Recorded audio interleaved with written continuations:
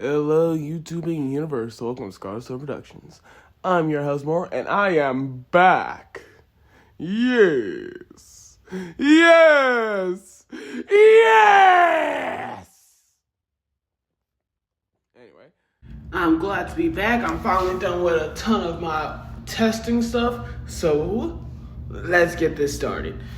Now, if you couldn't tell by the first, yes, we'll be talking about something Transformers related, that being the Beast Wars Anniversary set. But before we begin, make sure you like, subscribe, hit the notification so you don't miss another video like this. Because maybe a small click for you guys was a big help for me and the channel. Thank you. And if you're on mobile, try pressing the hype button. It's a better way to support the channel because it actually shows the algorithm that people like it. But anyway, without further ado, let's begin. You know, surprisingly, it actually feels good to hear your obnoxious voice again, kid. You know, I missed you too, Shade.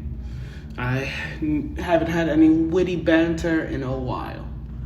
Now, for this set, we have the Transformers Beast Wars Predicon Multi-Pack.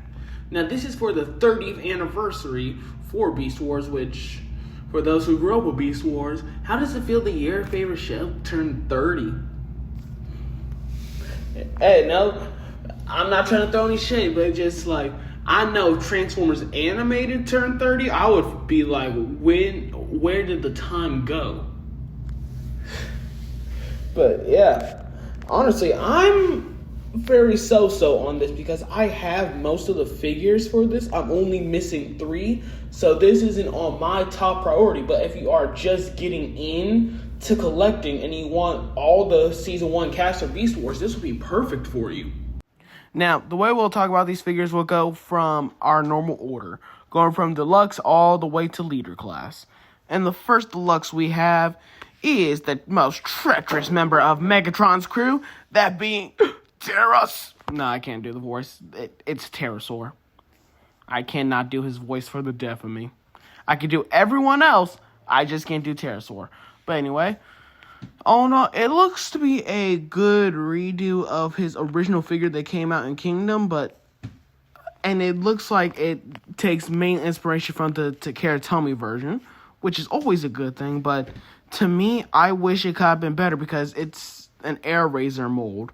I just wish he got his own mold because he deserves it. He had so many amazing scenes in the original series, and it just sucks that he's a retool of a different character. Though I do like the little details of the scales on his chest, and I love how the red and black go together. It's just perfect. Though when you turn him into his pterodactyl mode, that's where the retool shows, and it's just not the best. It's okay. I wish it could have been better. And one thing I wish they could have changed at least is the head sculpt, because it doesn't even look like how he did in the show. And that goes for the whole figure. In its beast mode, to be more exact.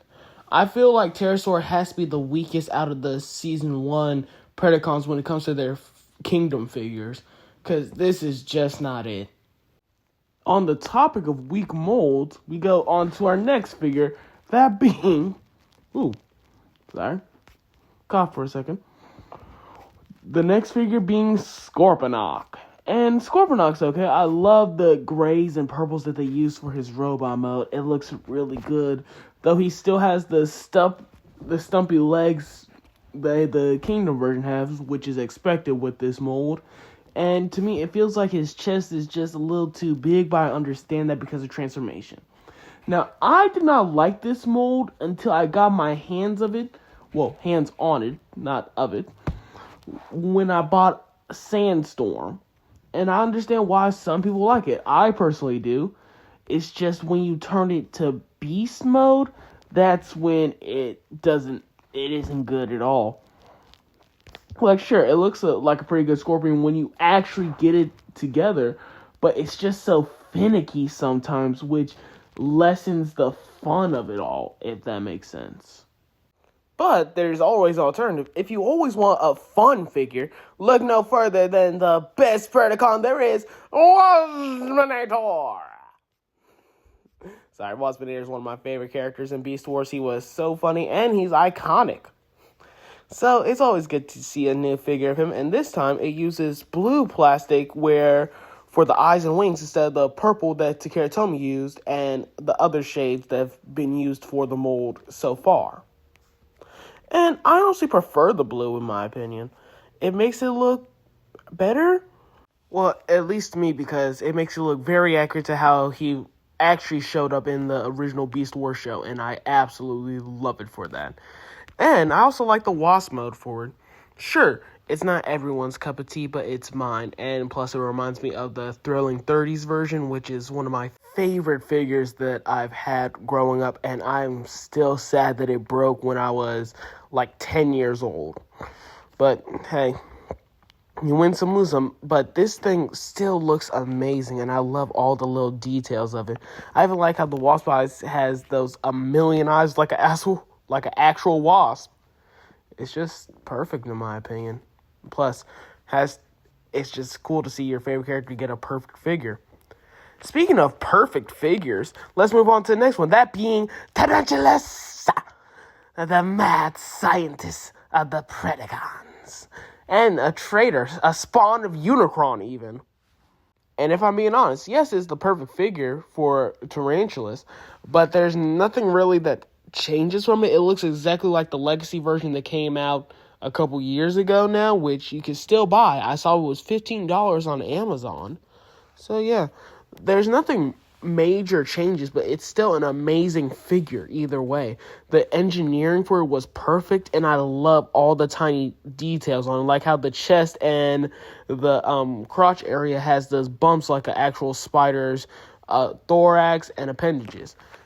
Though when you turn him into his beast mode, sure, it goes to show it mixes both his animation model and an actual spider, which is okay. But you kind of done something with the arms that are in the front. That's all I'm saying, if I'm being completely honest. You kind of done something with it. But yeah, I like the Tarantulas mode. I like all the little markings that are on his hide, which I don't know what else to say, if I'm being completely honest. It's just the Legacy figure in a shinier coat. That's really it. And moving on to our final deluxe class, we have Black Arachnia. And yeah, I think this is an upgrade compared to the Kingdom version. Yes, it's the exact same figure, but it's more accurate to how she appeared in the show. For one, instead of having the black spider legs, she actually has her orange ones, which for those who bought the Buzzworthy Bumblebee 4-pack, that came with a toy accurate Black Arachnia just with the legs, I feel sorry for you guys, but not really, because you guys were the ones that bought it. I never saw the purpose in doing that. I just kept them black because I knew another version would come out eventually, and they did for Takara Tomy, and this is basically the Takara Tomy version now that I think about it. And, oh no, it looks good. I like the little shiny gold parts for her arms instead of the dull yellow that Hasbro used originally. And I like just the gold going all around for her. It looks really good, and it just makes the whole thing pop. And when you go to Spider Mode, I think it looks good. Sure, it still has some of the issues that the original had, but what do you expect when you do a re-release of the figure and not make any major changes? But at least it still looks good, especially with it actually having the orange arms this time around. It makes it look better in comparison to the original, and I absolutely adore it for that. Now, that's really it when it comes to all of the deluxe class figures. It's really, all of them are really good, and, well, most of them. Let me be honest with you guys, most of them are really good. Now, let's move on to the perfect figures going into the Voyager class, starting off with the madman himself, Inferno. And yeah, this is just the Legacy Year 1 version again, just like Tarantulas. Yippee. Though it is good to get it if you never had the mold. It's a really amazing figure, and the engineering for it is very interesting and unique, and I absolutely adore it for that. Of course, you can't have him have his thorax jetpack because, for one, Hasbro merged the thorax jetpack and his gun together, which I never found appealing whatsoever. It didn't make sense to me then. It doesn't make sense to me now why they merged them together. Because most people who display Inferno in their collection, I know they want him to be flying and have a gun in his hand. So that's the only qualm I have with this. But other than that, it's a perfect figure in my opinion. All of the plastic quality was good when I had the original, which I still have on my shelf. And I like the new paint that they use for this. It makes it look shinier in comparison, and it makes it very accurate to how he appeared in the show. And all in all, really good. And when you put him into ant mode, it still looks amazing. Though, based on the product images, it looks like he has a different gun, so that just makes my whole thing about him coming with just one go away at that point if he actually does come with two. Or it could just be Hasbro and their normal thing of not doing the products correctly. Because Hasbro has a tendency of doing that. But all in all, it's still a really good figure. And if you do get this set, you might enjoy it just like how I enjoy it. Now, moving on to the leader class figure that comes in this set, we have the leader of the Predicons, the triumphant and intelligent Megatron. Yes. And all in all, this has to be one of the best leader class figures in my opinion. Though the product shots are not doing it justice whatsoever. For one, they didn't even transform his left arm correctly, which that's not a qualm against the figure. That's just Hasbro and its faulty product shots. But it still looks very good. I like the green paint that they used for it to make it look more lively, and the little blue parts for the arms. It's just all the little details for the painting and the sculpt works perfectly for this, and I absolutely adore it.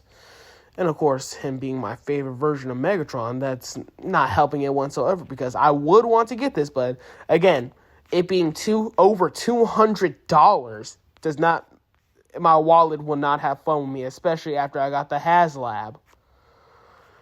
But yeah, still looks very good. And of course, when you turn him into Dino mode, he's Barney the dinosaur.